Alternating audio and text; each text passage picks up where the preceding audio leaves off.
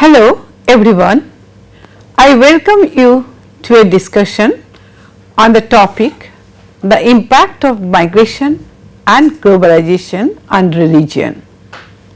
Well, before I begin with my lecture on the same, let me first tell you what our discussion tends to throw the light on. Here I put forward a question that our discussion shall aim to answer. How do the people migrating from one place to another become a carrier of the process of religious globalization? To put this in simple words, I would like to say, how do the people migrating involve themselves in globalizing their religious beliefs and practices? Well, they tend to do so when they display and share their practices, beliefs, rituals and values in various spheres of life. These spheres may be cultural, social, political or even economic and in different parts of the world. Now the people of that area might tend to adapt to the new culture as it may seem to interest them. This process of religious globalization, that is adaptation of the migrant to a new culture or faith or his sharing and expressing of his own religious views are partly deterritorialized, since it cannot be explained in terms of the characteristics of just one territory. Further, if we do so, satisfying answers to the reasons why these practices and beliefs are adopted, taken up or acquired will not be found. Also, the answer to how they are being performed or why they are still holding on to it will also be difficult to find. Hence, if we are to understand and explain any kind of transnational processes, we are to first understand how such processes, or to what extent are such processes able to reflect the nature of many other regions that are connected with this process. If we are to take an example of how these religious beliefs become carriers of the globalization process, it is when these beliefs and practices express relations with individuals following the same religions and other ethnic groups in a new place or other places. Now, we shall discuss another question.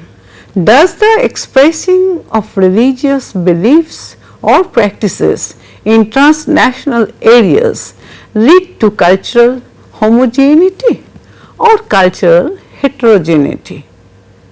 We are here to understand whether introduction of new practices alien to that of the area leads to homogeneity of culture or the heterogeneity of the same.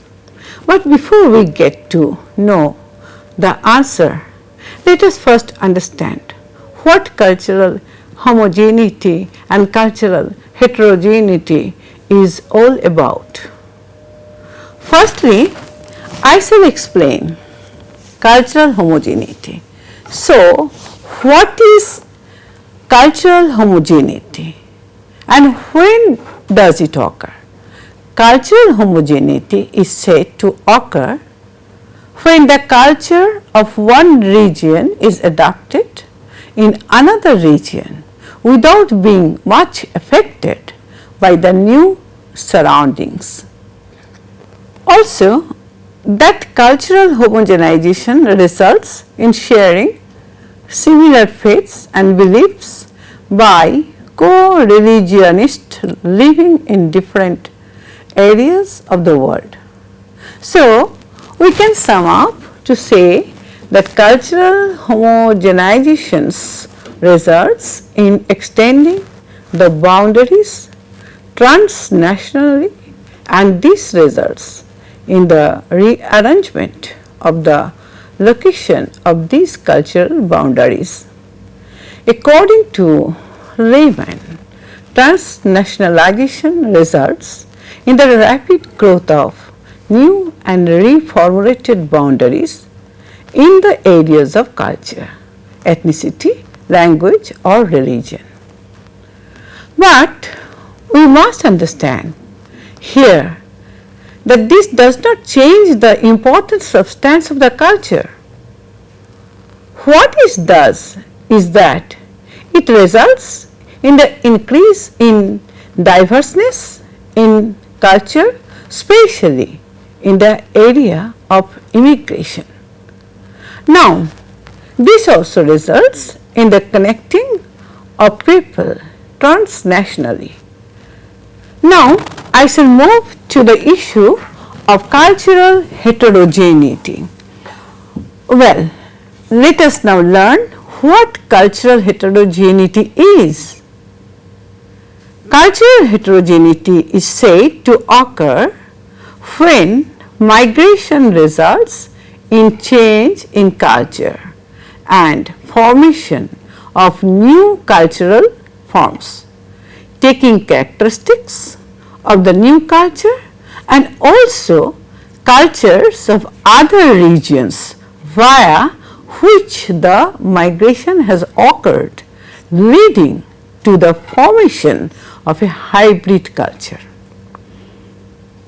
We should moreover understand what does cultural heterogeneity result in.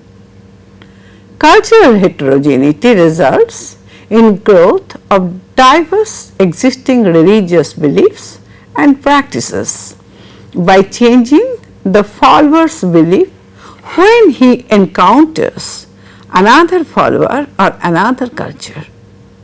So, we can see that cultural hybridization helps us in understanding how concurrent validity can be given to elements from different cultures.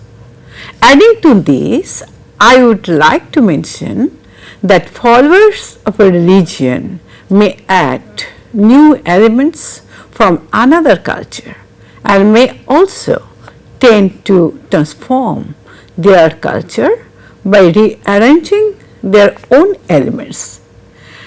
As we see, in order to understand how migration can transform beliefs and practices, one should agree that religion is actually transformed by its broader context, as the elements it lays its concern on in the beginning are hardly religious at all. So, we can now say that migration can occur due to mostly an individual's particular goal or aim and interests, which may be to lead a better life economically and socially. Migration can take place in any direction depending on the area of interest of the migratory. People might migrate in different directions depending on their access to the resources. Here, a point needs to be mentioned that migration leads to the spreading of religions, but also does religion facilitate migration by sending people to various countries to work on their religious projects. Now, in this section, we shall discuss about two different types of religious globalization. According to Lehman, there are two types of religious globalization. owing to the difference in religion, cultural, economy and political characteristics of the individuals. They are fundamentalist and cosmopolitan globalization. Now, let me first explain the fundamentalist globalization. This type of religious globalization aims to extend cultural homogeneity. In this type of globalization, there is not much acceptance to changes in the religious beliefs or bring about changes of any kind, even though there is presence of a new culture.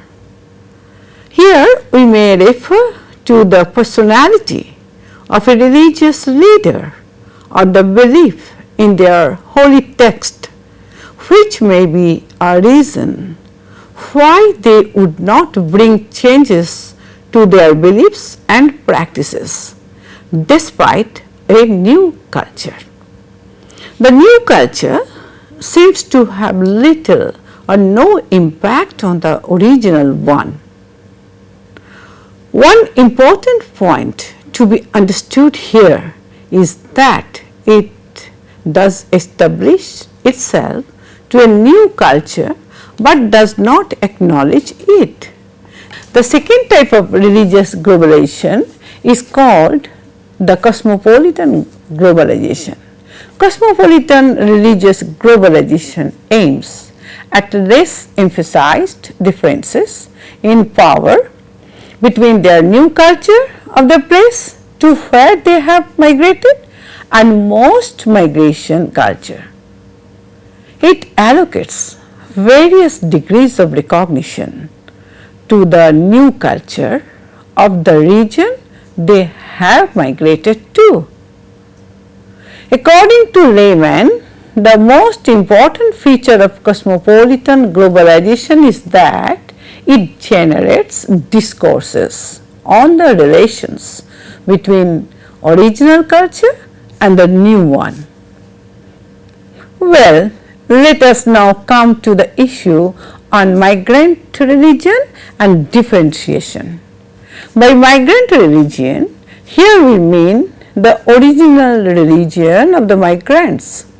There are chances that some migrants may use their own religion to differentiate themselves from these new cultures, emphasizing on the essence of their religion. They might differentiate themselves from the new culture on the account of being different, on the basis of having their own religion that is different than the new one. When they migrate to new places, immigrants establish their own religious and cultural communities. Like, for example, you will find many Punjabi organizations in the United Kingdom. In most of the cases, whenever a migration takes place, religious organizations are first established at new area of residence. These organizations act as support groups and bring about unity of its members. These organizations bring about trust and hope in a new place which is completely unknown to them. Let me give you an example. In 1880s, a lot of Muslims from India migrated to Hong Kong. When they migrated to Hong Kong from India, they formed the trustees of Islamic community. These trustees of Islamic community exists even today. It also acts as a channel through which they can seek support and also make demands of their necessity.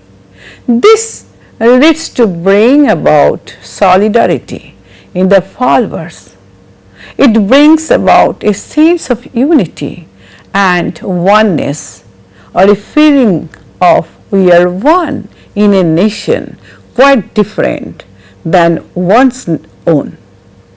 Hence, religion becomes an important aspect in the individual's identity, who might not have migrated for religious reasons. When the integration with the new culture is little, a migrant's religion becomes important, as they show pride in their own culture, leading to cultural homogeneity. Various studies have revealed that migrants are more religious, as religion helps them lessen the feeling of being alienated, discriminated, or frustration. According to Beck, the migrant religion becomes a type of vehicle through which one expresses nostalgia of his life. Pre-migration and religion acts as substitute for their homeland. It is also understood that people, in order to gain economic, cultural, social, or even political benefits, migrants use the strategy of maintaining one's religious beliefs and practices. These many benefits could be of many types. These benefits could be manpower, trust, work, finance, and friends. Plus research on Jane diamond traders residing in Hong Kong from India. The research revealed that the common sharing of the same religious identity helped in building networks of trust that is really important for the success of the trade. It is seen that the migrants are of the view that religious connections over the globe make route for migration, and this is likely to bring about movements between places and giving migrants ways to maintain their religious affiliation. The Catholic Church in Boston and Ireland provided representation and protection of Irish immigrants living in USA and Irish immigrants who returned to Ireland from the US. The Catholic Church was a meeting point for the Irish immigrants in the US. So, ethnic pluralism and multicultural policies in areas of immigration encourages migrants to formulate religious and ethnic identities with strong roots lying in their original place of residence. As already mentioned earlier, when an individual migrates, he or she does not only transfer their religious beliefs from their old place to the new one, but also bring changes in them as they get affected by the new area of residence. Along with bringing forward their religious ideas, they also tend to adopt or take up some interesting elements of the other culture too. When such mixing up of elements of other cultures and religion takes place, this results in the religious characteristics of these migrants becoming multilocal. This is where cultural hybridization takes place. Well, we can say that the questions that are brought up when an individual migrates to a new area, these questions are likely to bring some kind of changes in the migrants' religion. Now, regarding this context, only let us take the examples of Muslims. Let us take for example the question that arises for every Muslim immigrant to non-Islamic societies. How shall they take part in a society and its culture which their religion does not legitimize? Muslims do not accept many elements of the other religion. So, how do they take part in such a society that is dominated by non-Muslim culture?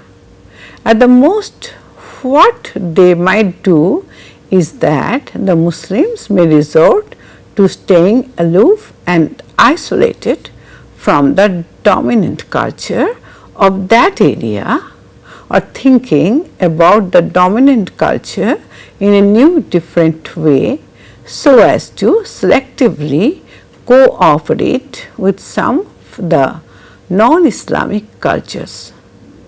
Well, this involvement is likely to result in formation of a new religious identity that seems to partially adopt some aspects of the dominant culture. Also, that this might result in new religious forms, as for example, Muslims search for new Islamic banking forms when they find some changes in the financial market that might be not appreciating to Islamic principles. Sometimes it is also seen that when some aspects of one's own religion is quite offensive to the culture of the new area of residence, the migrants disregard those elements of their own religion. They choose to not stick to those elements that might send a wrong note to the other culture. However, they keep their religions and maintain the core elements.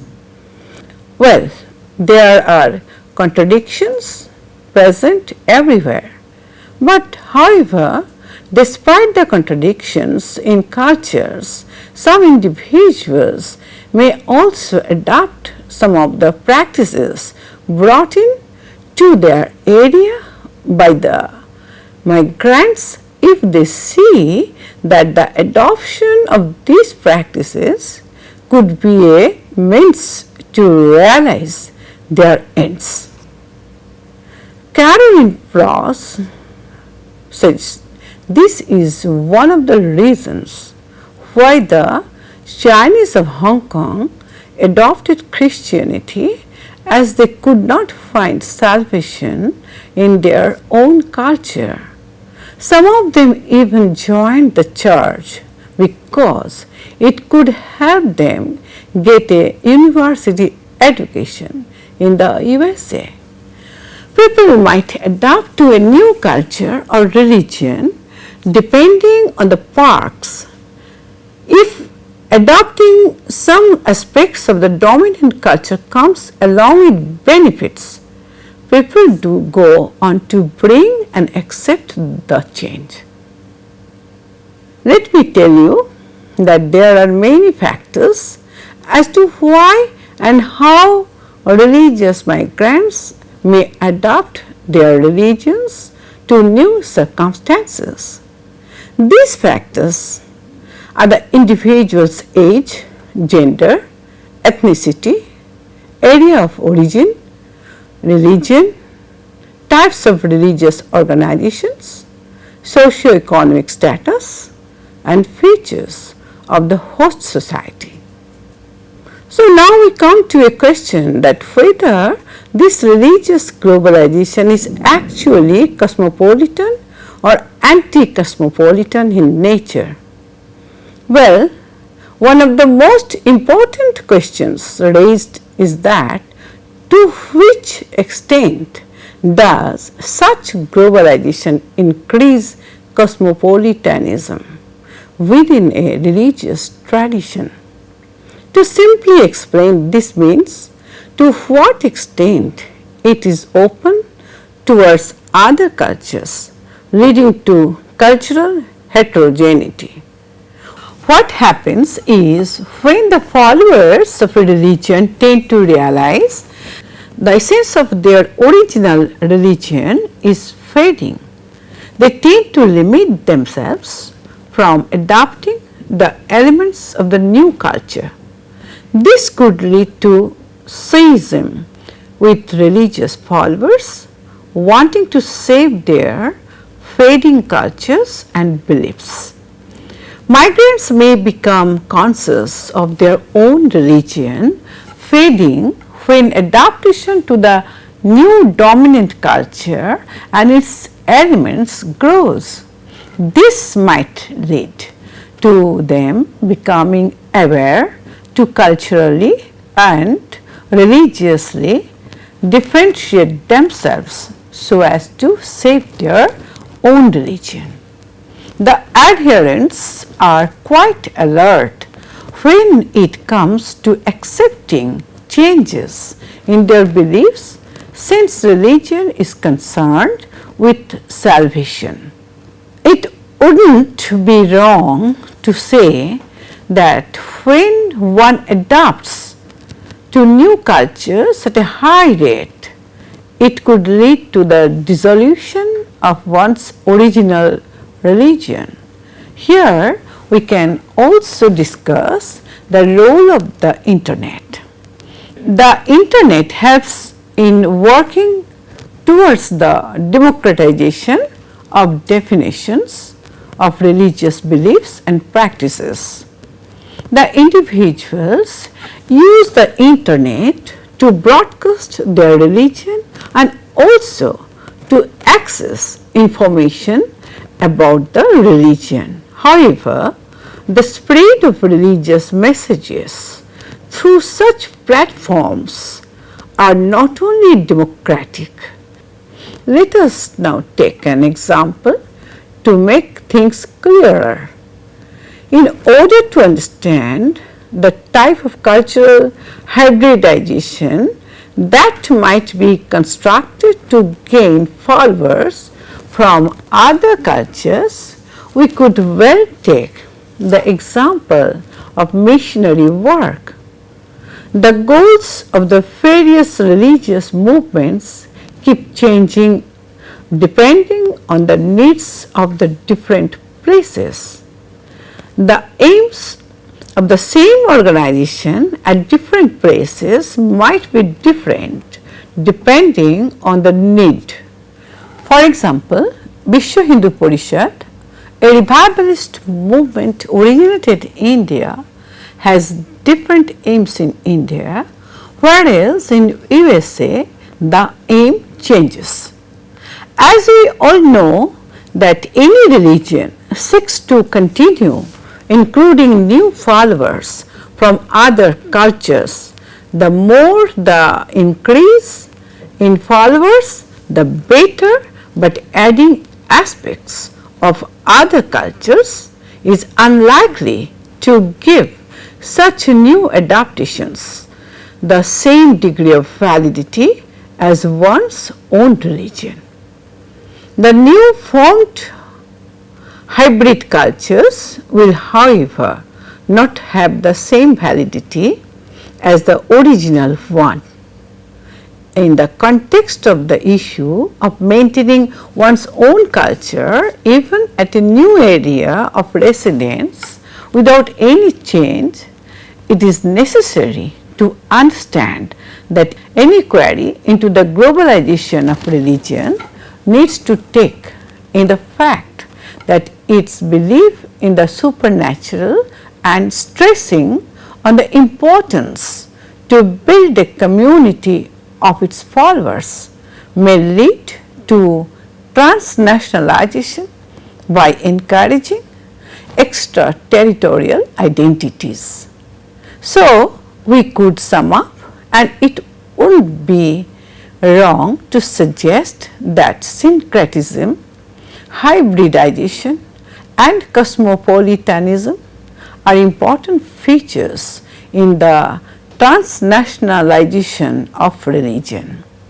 However, the ideologies of each religion are themselves essential elements that shall hinder the level to which they can adapt to new cultures without themselves stopping to exist.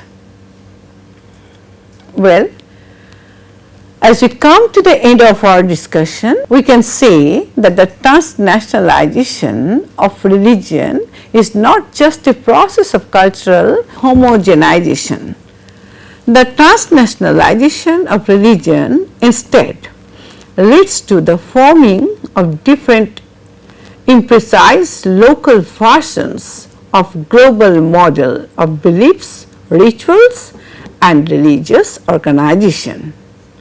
The original religion of the migrant needs to keep on providing ways for the believers to continue differentiating and making them unique from the new culture so as to maintain their originality. They should also answer life questions in a new atmosphere that is completely different than where they came from. However, it is likely that migrant will bring little changes in their religion, faith and beliefs once they are in new surroundings. This is likely to happen as a dominant culture will influence them even if it is in minute sense. Various aspects or some elements of other cultures may be taken up by the migrant and included in their own faith for various reasons. These reasons may be either by religious or materialistic. It might be for their personal benefits too.